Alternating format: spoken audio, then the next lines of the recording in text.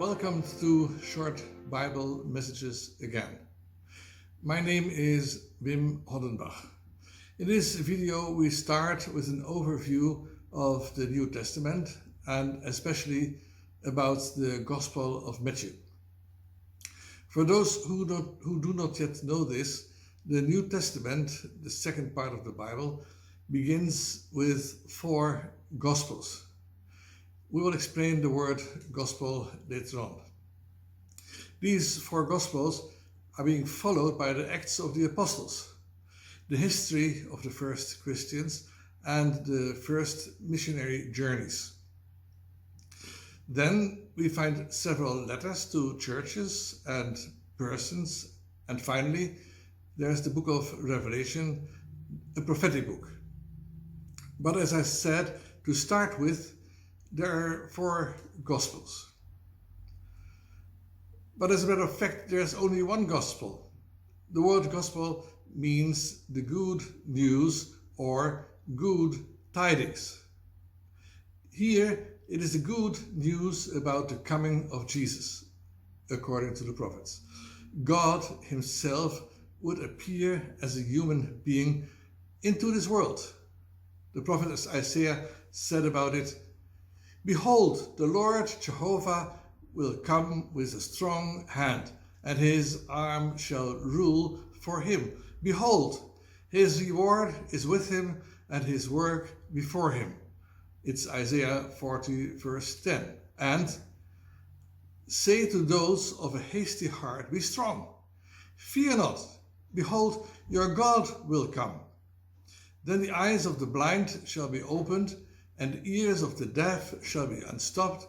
Then a lame shall leap like a deer, and the tongue of a dumb shall sing. For in the wilderness waters shall break out, and streams in the desert.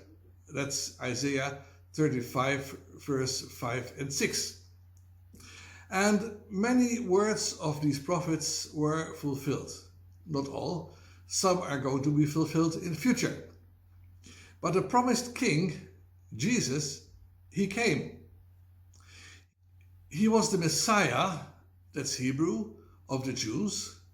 He was the Christ, that's the same in Greek, and he came into the world.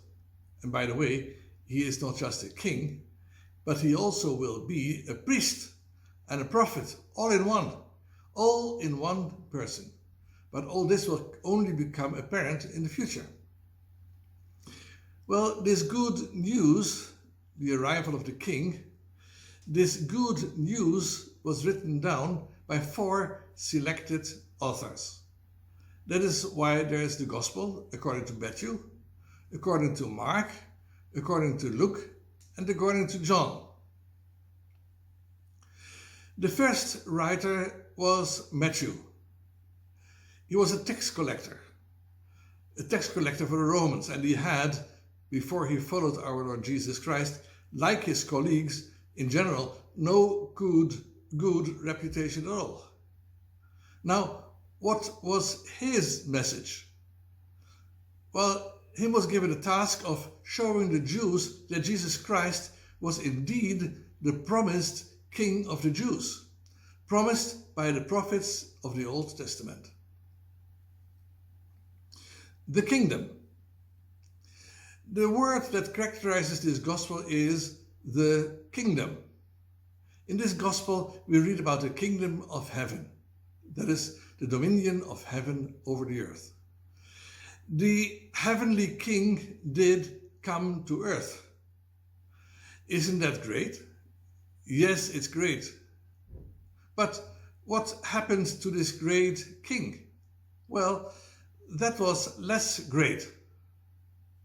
A key verse of this book says, "And they put up over his head his accusation, written, 'This is Jesus, the King of the Jews.'" It's chapter 27, verse 37. The great king crucified, it seemed as if God's plan had failed. But was that so? No. What stood on the cross above his head was fact. He was and is the King of the Jews.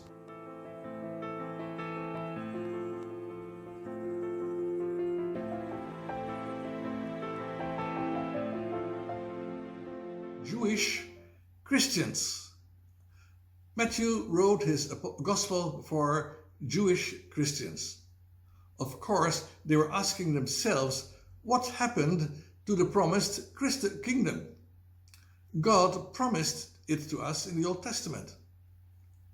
After all, he promised that he would reign here on earth in this world. Jerusalem would become the capital of the world. Well, Matthew showed those believers that this kingdom of heaven had taken on a different form. Read chapter 13 in particular. For the crucified king did not remain in the tomb. He rose from the dead and is alive. He, the king, after his resurrection could say, "All authority has been given to me in heaven and on earth." The scriptures are being fulfilled.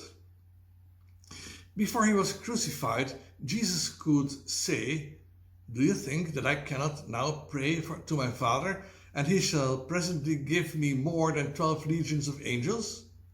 But how then shall the scriptures be fulfilled, that it must be so?" We read it in Matthew 26, verse 53 and 54. You see, this is precisely what is so characteristic of this gospel. How should the scriptures be fulfilled? The prophets had written about the suffering Messiah, and the prophets had written about the Messiah who was to reign. Both would be fulfilled. Both will be fulfilled. Well, Matthew wrote his gospel for Jews. They knew the prophets. The Romans were not interested in the Old Testament and in its prophecies. Mark, the evangelist, wrote his book for them. It is really nice to see how wisely God has written his book, the Bible. The king is coming. Finally this, the king will come back. He will sit on the throne of glory.